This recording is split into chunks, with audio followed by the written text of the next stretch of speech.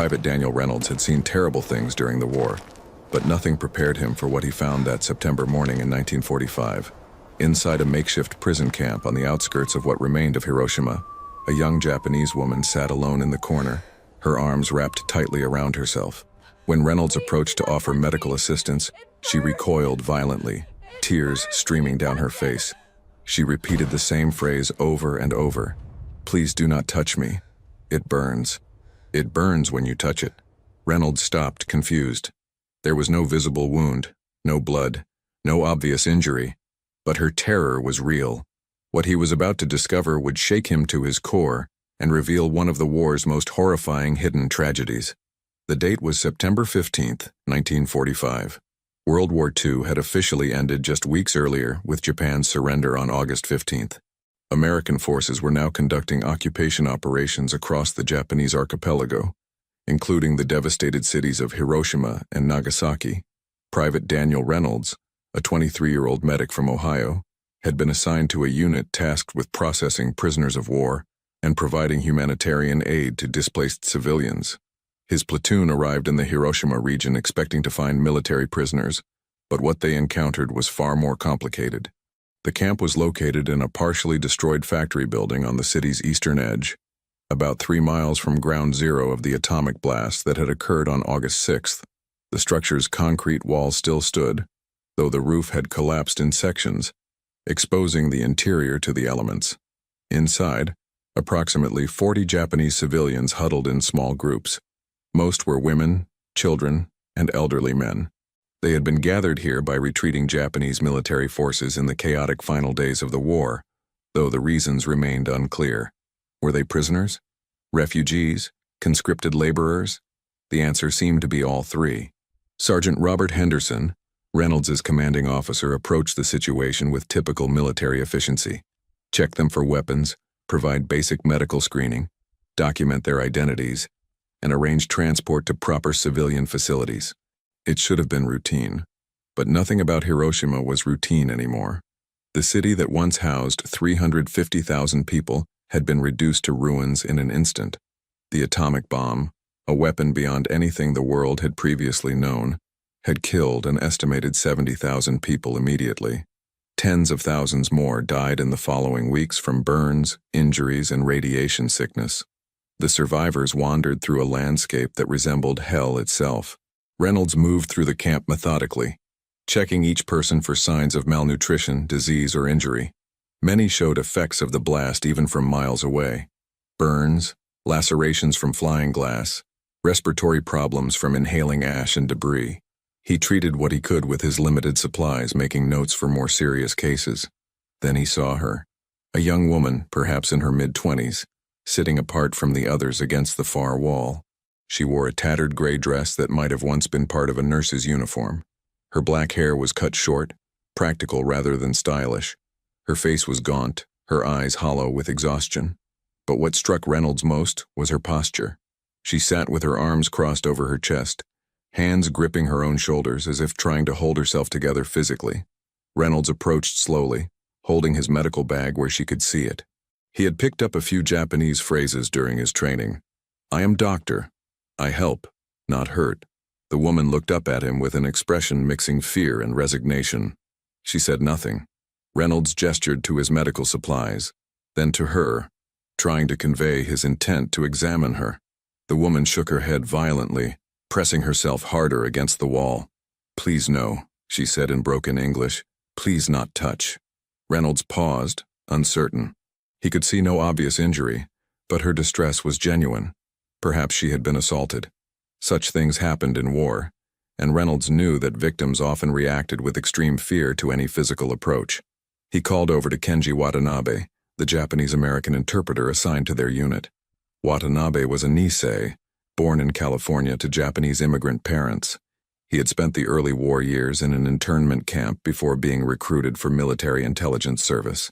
His loyalty had been questioned, tested, and ultimately proven through his work in the Pacific Theater. Now he served as a crucial bridge between occupying forces and Japanese civilians. Watanabe approached and spoke gently to the woman in Japanese. She responded haltingly, her voice barely above a whisper. After several minutes of quiet conversation, Watanabe turned to Reynolds with a troubled expression. Her name is Emiko Ishikawa. She was a civilian nurse in Hiroshima. She was at the Red Cross hospital when the bomb fell. Watanabe paused, choosing his words carefully. She says she has an injury, but she is afraid to let anyone see it or touch it. She says it burns.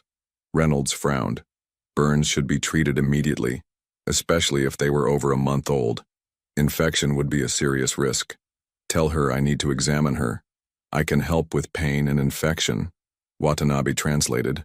But Emiko shook her head again, tears now flowing freely down her cheeks. She spoke rapidly in Japanese, her voice rising with emotion. Watanabe listened, his expression growing more grave. She says the burn is not like normal burns. She says it does not heal. She says when people touch her skin, even gently, it feels like fire, like being burned again. She is afraid of the pain. Reynolds had heard about radiation effects during his brief training on atomic weapons, but the information had been limited and theoretical. The bomb was new. Its long-term effects were unknown. Medical officers speculated about radiation sickness, but concrete data was scarce. Reynolds knew the basics: nausea, hair loss, bleeding, susceptibility to infection. But pain from touch? That was not something he had been briefed about. Let me see, Reynolds said through Watanabe. I will not touch. Just look. After more gentle persuasion, Emiko finally agreed. Her hands trembled as she slowly extended her left arm. She rolled up the sleeve of her dress with obvious difficulty, wincing with each movement. Reynolds leaned closer, and what he saw made his breath catch. The skin of her forearm and hand was discolored, mottled with patches of red, purple, and sickly yellow. The texture was wrong, somehow both rough and fragile looking, like paper that had been burned and then soaked. In some areas, the skin appeared to be peeling away in thin layers. But there was no active bleeding, no pus, no signs of typical infection. It looked like a burn, but also like nothing Reynolds had ever seen. How did this happen? Reynolds asked. Watanabe translated the question. Emiko closed her eyes, and when she spoke, her voice was flat, emotionless, as if recounting someone else's story. I was in the hospital basement when the flash came. The building shook. Everything fell. I was trapped under rubble for hours. When I finally got out, the city was on fire. The sky was dark. There was a strange rain, black rain, sticky and warm. It got on my skin, my clothes. I tried to wash it off, but there was no clean water. Everything was contaminated. By evening, I started to feel sick. My skin began to burn where the rain had touched it. At first, I thought it was from the heat, from fires, but it got worse. The skin started to change, and the pain never stopped. Black rain. Reynolds had heard other survivors mention it. After the atomic explosion, a strange dark precipitation had fallen on parts of the city, particularly to the northwest of Ground Zero. Scientists would later determine that this rain was heavily contaminated with radioactive fallout. Ash and other debris sucked up into the massive mushroom cloud and then dropped back to Earth. Anyone caught in the black rain had been exposed to significant radiation. Emiko continued speaking, and Watanabe translated. For weeks I tried to hide it. I wrapped my arms in cloth. I did not let anyone see. Other people were dying all around me. People with no injuries, no burns, just dying. Their hair falling out, bleeding from inside. I thought I would die too, but I did not die. I just hurt. Reynolds sat back on his heels, his mind racing. This was beyond his training, beyond anything in his medical bag. He needed to get her to a proper hospital, to doctors who were studying radiation effects. Can you move? Can you walk? He asked. Emiko nodded. I can walk, but please, do not make me go where there are many people. They will want to examine me. They will touch me. I cannot bear it. Reynolds looked up at Watanabe. We need to get Dr. Caldwell.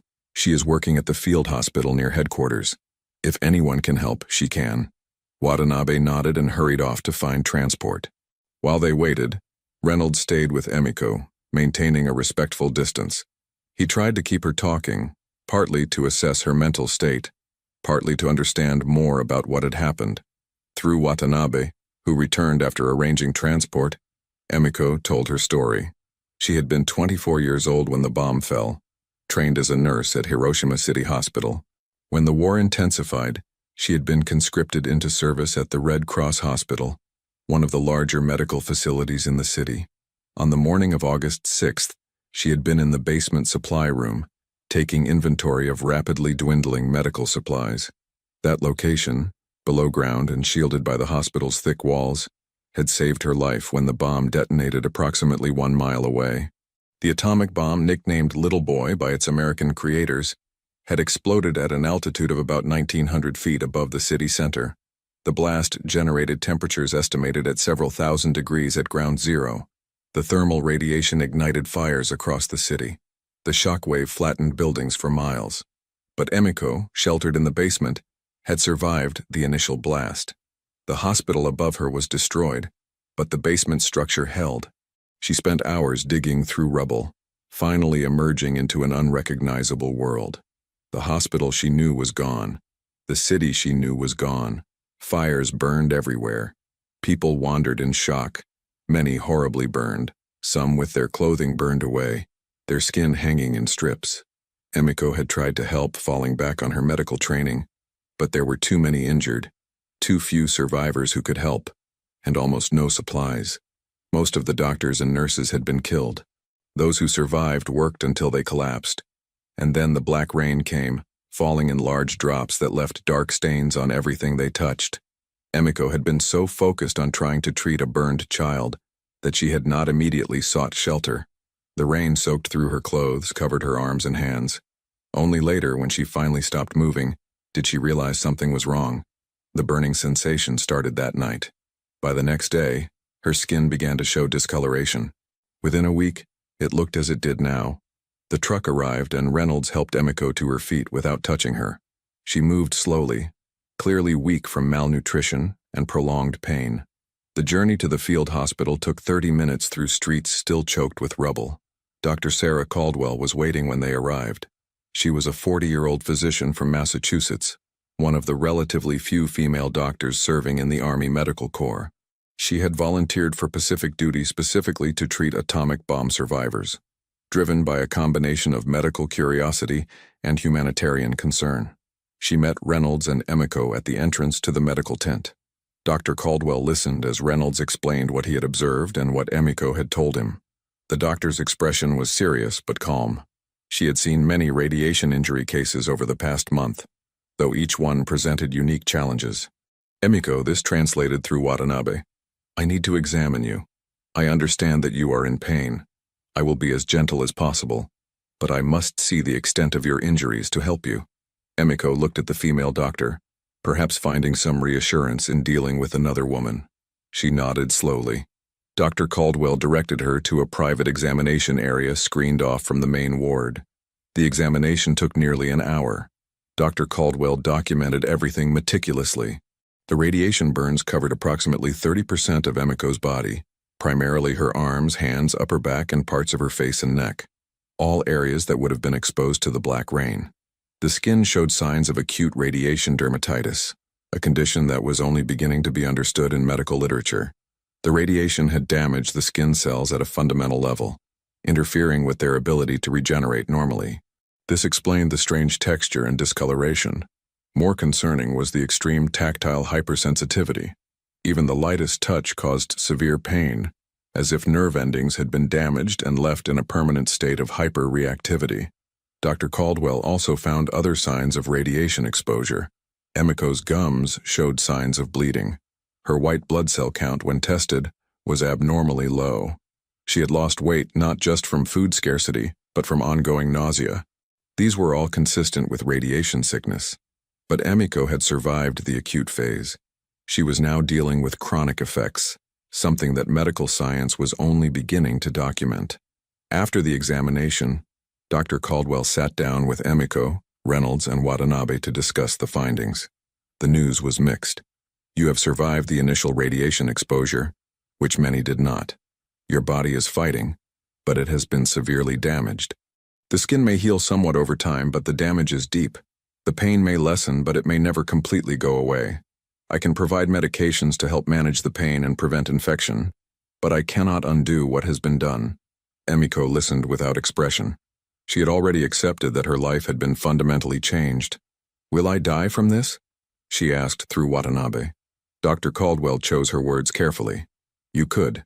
Radiation exposure increases your risk of cancer and other diseases. Your immune system is compromised, making you vulnerable to infections. But you have already survived longer than many. With proper care, you may have many years ahead. They may not be easy years, but they will be yours." Emiko nodded. "Thank you for your honesty." Reynolds watched this exchange and felt a profound shift in his perspective. He had been trained to see the Japanese as the enemy, as an abstract threat to be defeated. But Emiko was not abstract. She was a nurse who had been trying to help injured people when the world exploded around her. She was a victim of the same war that had sent Reynolds across the ocean, but she had suffered in ways he could barely comprehend. Over the following days, Reynolds found himself returning to the field hospital to check on Emiko's progress. Dr. BQ. Caldwell had started her on a treatment regimen that included pain medication, antibiotics to prevent infection, and nutritional supplements to help her weakened body.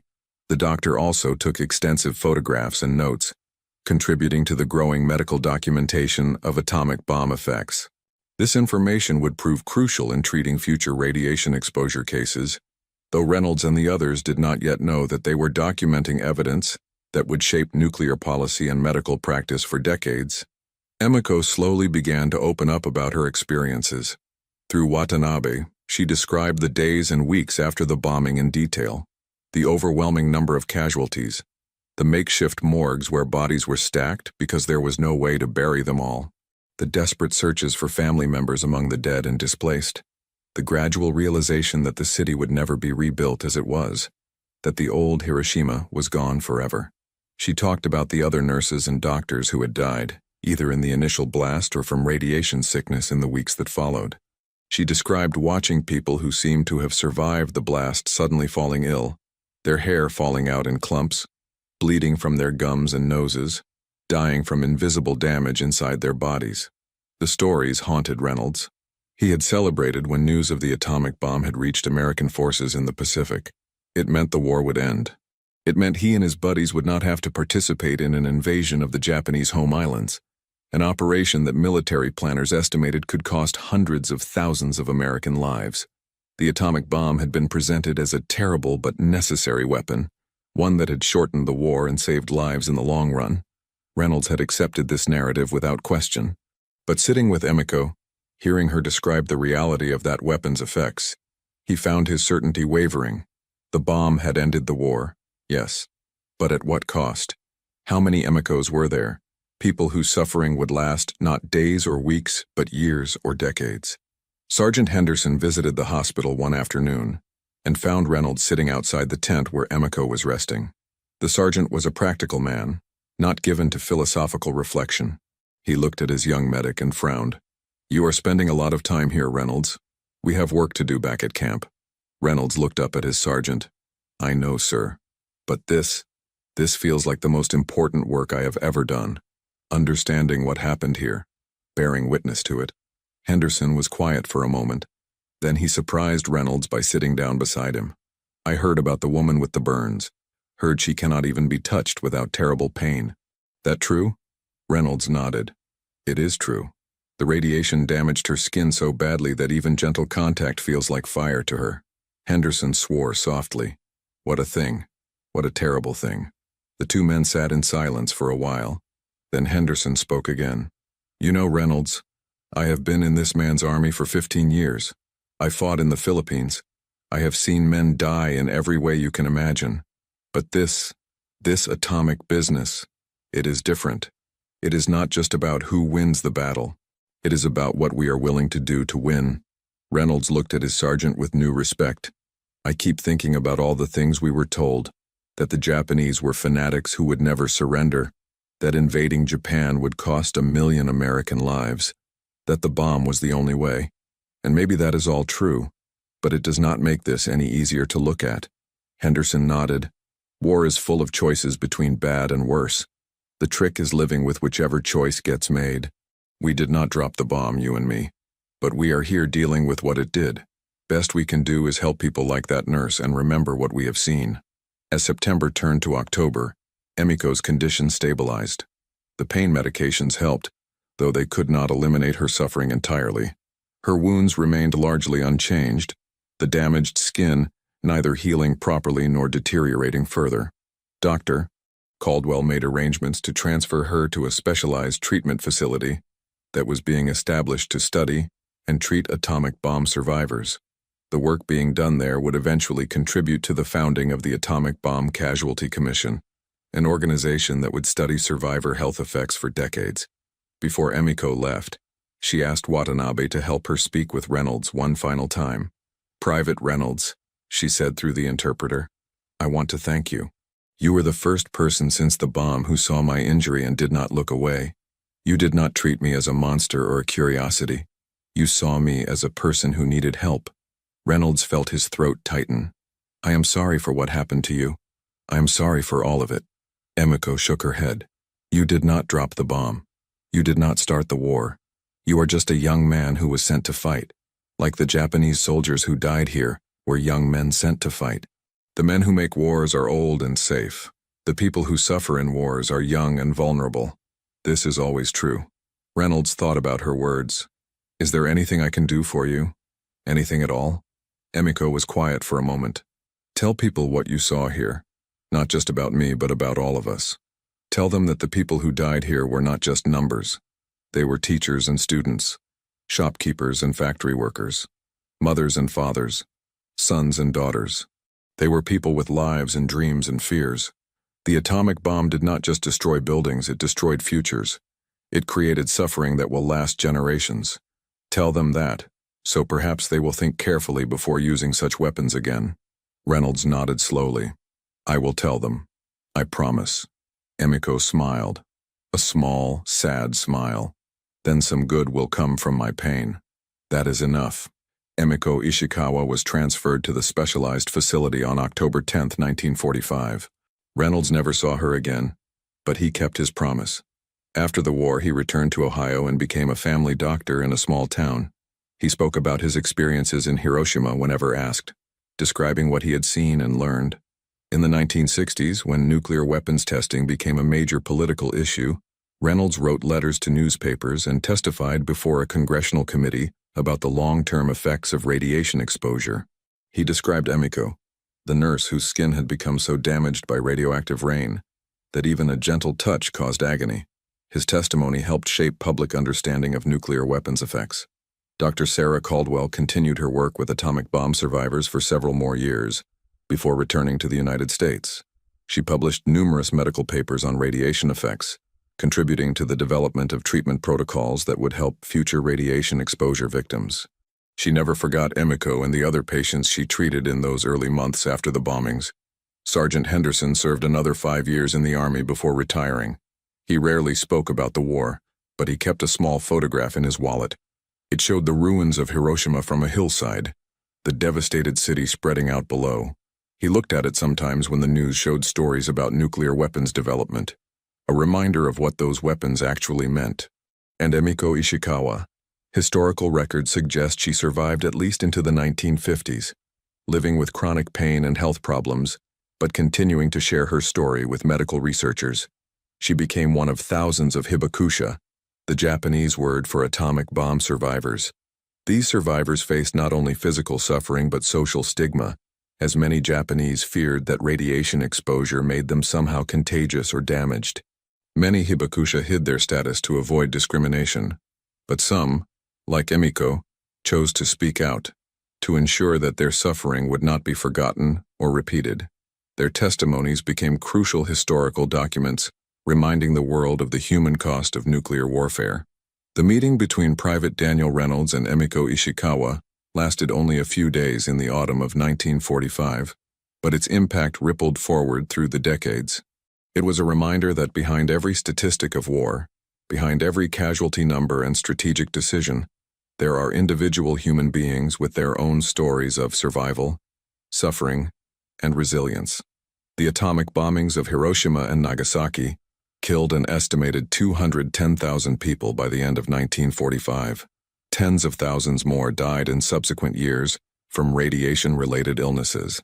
These numbers are important to remember. But so are the individual stories, like that of a young nurse whose skin was so damaged by radioactive rain that even the gentlest touch felt like fire.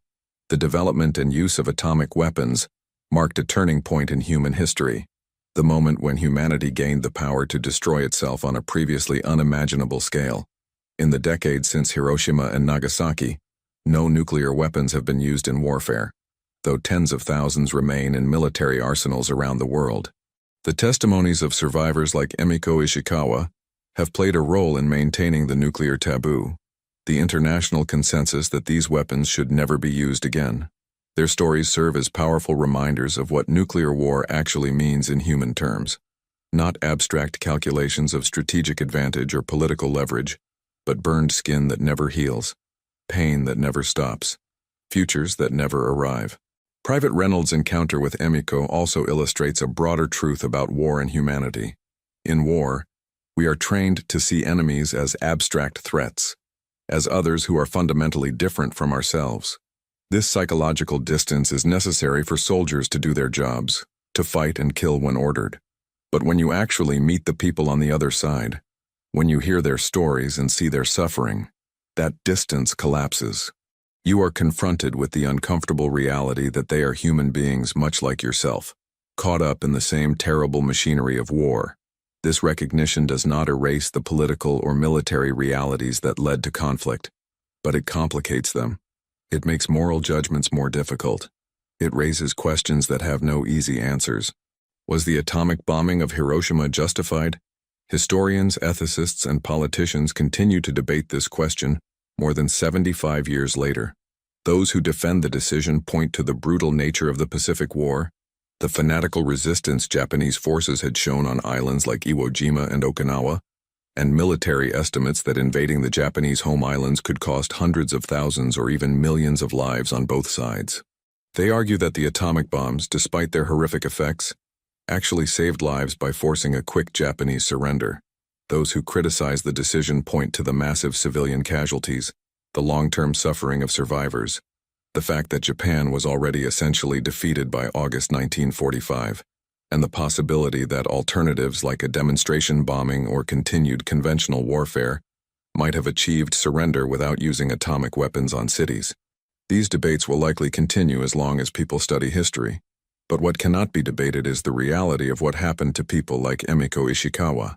The atomic bombs caused suffering on a scale that defies imagination. They created new forms of injury and illness that medical science had never encountered.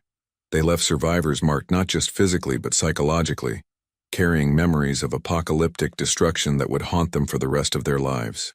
Whatever one's position on the strategic necessity of the bombings, the human cost demands acknowledgement and remembrance.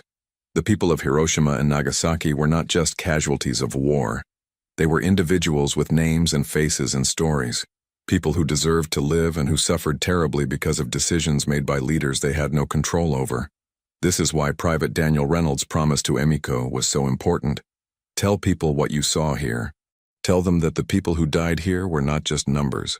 By keeping that promise, Reynolds ensured that at least one victim's story would be remembered and shared. He helped preserve the human dimension of a historical event that is often discussed in abstract terms of military strategy and political necessity. His testimony, like those of other witnesses to the atomic bombings, serves as a moral anchor, reminding future generations that weapons of mass destruction have consequences that extend far beyond the immediate strategic objectives they are meant to achieve.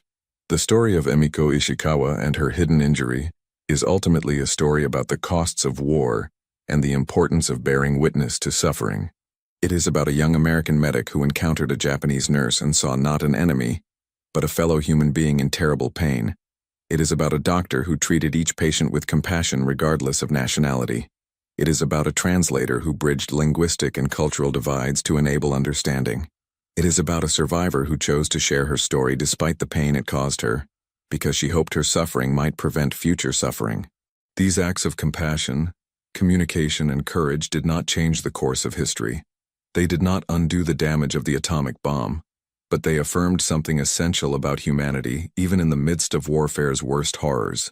They demonstrated that empathy and understanding can survive even in the darkest circumstances, and that these qualities offer the best hope for preventing such horrors from happening again. Today, when we think about nuclear weapons, we often think in terms of megatons and delivery systems, deterrence theory, and strategic balance. These technical and strategic considerations are important, but we must never lose sight of what nuclear weapons actually do. They burn, they poison, they destroy, they create suffering that lasts not just moments or days, but years and decades. They inflict injuries so severe that even the gentle touch of a helping hand feels like fire. Emiko Ishikawa's hidden injury, the burned skin that could not bear to be touched, stands as a powerful symbol of the lasting damage these weapons cause. Her story, preserved through the testimony of Private Daniel Reynolds and others who knew her, ensures that we never forget the human face of nuclear warfare. If you found this story meaningful, please subscribe to our channel to hear more untold stories from history. Leave a like if you believe these stories deserve to be remembered, and share your thoughts in the comments below. What lessons do you think we should draw from the experiences of atomic bomb survivors like Emiko Ishikawa? How can we ensure that such weapons are never used again? Your engagement helps these important stories reach more people. Thank you for watching and for remembering.